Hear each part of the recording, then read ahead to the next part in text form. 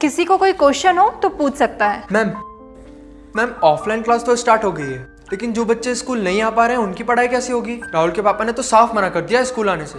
अरे तुम उसकी टेंशन मत लो, वो अभी भी टीचमेंट ऐप के द्वारा हमारे साथ लाइव है। शहर शहर गांव गांव अब टीचर्स ले रहे हाइब्रिड क्लास टीचमेंट के यूनिक फीचर्स के साथ।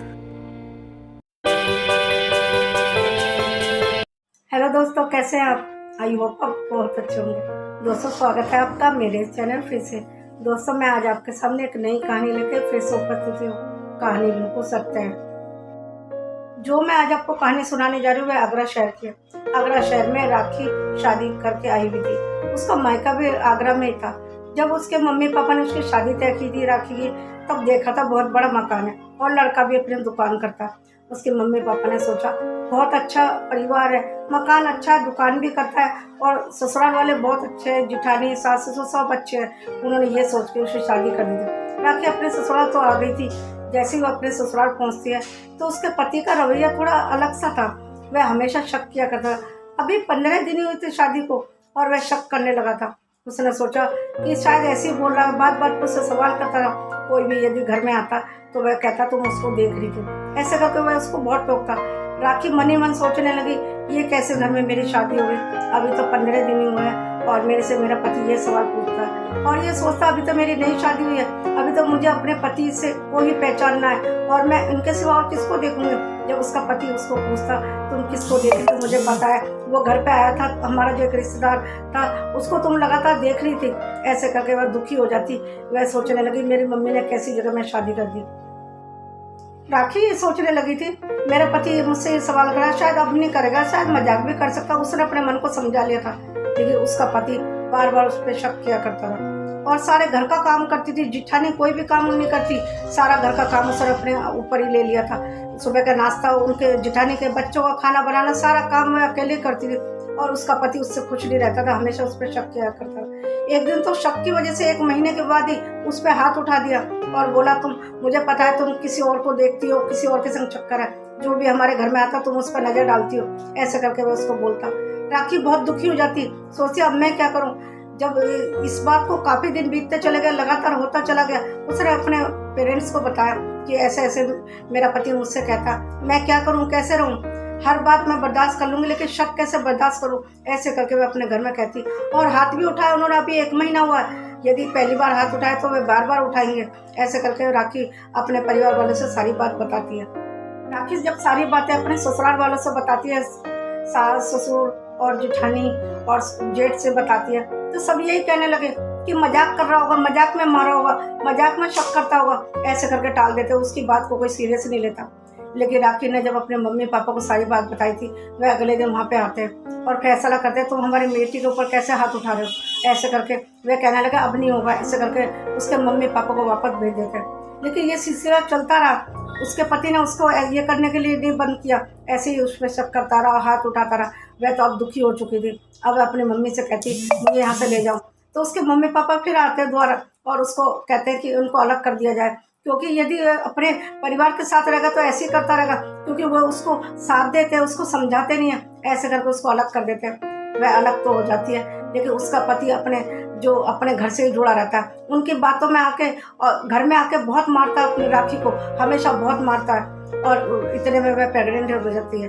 प्रेग्नेंट होने के बाद भी उसका पति उसके ऊपर हाथ उठाता है, बहुत मारता है। वह दिन गुजारने लगी। अब सोचती अब मैं क्या करूं, कितना परेशान करूं अपने माँ बाप को। वह कुछ नहीं बताती। कुछ दिन बाद उनके घर में एक बेटी का जन्म होता है। वह बहुत खुश हो गई थी, अब तो मेरी बेटी आ गई है, शायद ये सुधर जाएंगे। लेकिन उनके आदत में कोई सुधार नहीं आया। ऐसे करके दिन गुजरने लगे, सालों बीत गए। वह सहती रही। अब तो उसकी आदत और भी खराब हो गई थी। ना खर्चा देता था, ना कपड़े देता था और बात बात में उसका अपमान करता था। उसको अपनी बीवी मानता ही नहीं था, हमेशा उसको डांटता था, गाली गलौज करता था और मारता भी था। क्या गलती थी राखी की, क्या किया था उसने ऐसा जो उसको ऐसे करता रहा। वह राखी सोचती थी अब तो मेरी बेटी हो गई है। कुछ दिनों बाद उसके घर में एक बेटे का जन्म और हुआ, लेकिन उसके अत्याचार कम नहीं हुआ। अब तो वह सोचती है अब मेरे बच्चे ही मेरा सहारा है। उनके बड़े होने का इंतजार करने लगी। धीरे धीरे बेटी बड़ी होती है, उसको पढ़ाने का खर्चा भी नहीं देता।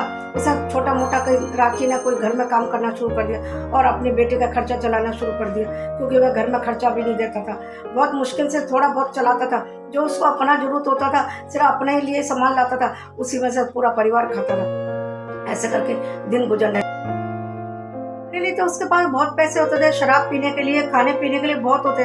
जैसे घर में राखी पैसे मांगती थी बच्चों के लिए या घर के खर्च के लिए, बोल देता था मेरे पास नहीं है, ऐसा करके उसको डांट देता था और उसका अपमान जहाँ मर्जी करता था, चाहे रास्ते में खड़ा हो तब भी अपमान करता था और गाली गलौज किए बिना तो बात ही नहीं करता था। बहुत परेशान हो गई थी राखी। उसने सोचा मैं क्या करूँ। उसने सोचा कि मेरी बेटी जैसे बड़ी होती है मैं उसको जॉब पे लगा दूंगी, और उसको जब बड़ी होती है पढ़ाने लिखाने के बाद उसको जॉब पे लगा दिया। उसके भी पैसे वो मांगने लगा और जो वो घर में मेहनत करती थी उस पर भी वो मांगने लगा। कहता मेरा काम बंद हो गया, तुम मुझे पैसे दो। बेटी से भी मांगता, बीवी से भी मांगता। एक तो इतना अत्याचार सहती थी वो, मारता पीटता था और बेटी से भी पढ़ाई लिखाई नहीं कराई थी और बेटे को भी बहुत कम पढ़ाया था। तो ऐसे में वह उसको खर्चा क्यों देगी। एक तो अत्याचार सो, ऊपर से सारा पैसा दो, तो उस आदमी के संग रहने का क्या फायदा जो उसको खर्चा भी नहीं देता, मारता पीटता है, शक करता है और बच्चों को भी नहीं पालता। ऐसे आदमी के संग कौन रहेगा।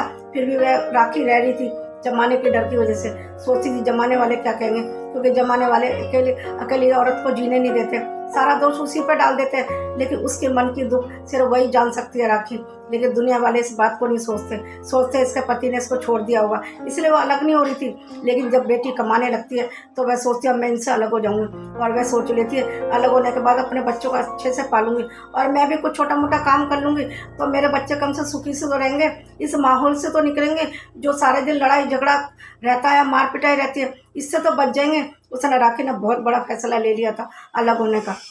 मैं अपनी कहानी यहीं समाप्त करती हूँ।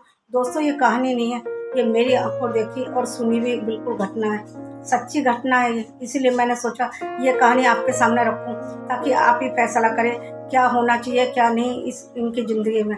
मुझे कमेंट जरूर कीजिए और यदि आपको मेरी ये कहानी पसंद आई, ये बातें पसंद आई तो एक लाइक और शेयर कर दीजिए, और यदि आप मेरे चैनल पर नए हैं तो सब्सक्राइब भी कर दीजिए और हाँ बेल आइकन को भी प्रेस कर दीजिए ताकि अगले आने वाली वीडियो आप तक पहुंच सके। बस मैं अपनी कहानी यही समाप्त करती हूँ। मिलती हूँ अगले वीडियो में एक नई कहानी लेके। हाँ अपना और अपनों का बहुत ध्यान रखें। तब तक के लिए नमस्कार, थैंक यू। दोस्तों मेरा ये कहानी सुनाने का मकसद सिर्फ यह है, जब कोई लड़की शादी करके ससुराल जाती है उसके मन में कितने अरमान होते हैं, और जब वह जाके देखती है अभी मेरी शादी को 15 दिन भी हुए, मेरे हाथों की मेहंदी भी नहीं उतरी, मुझसे सारा काम किया जा रहा है, घर का सास ससुर जिठानी उठानी सबका काम कर रही हूँ, बच्चों का काम कर रही हूँ, फिर वह सोचती कोई बात नहीं कर लूँगी काम, क्योंकि वह मेहनती होती है।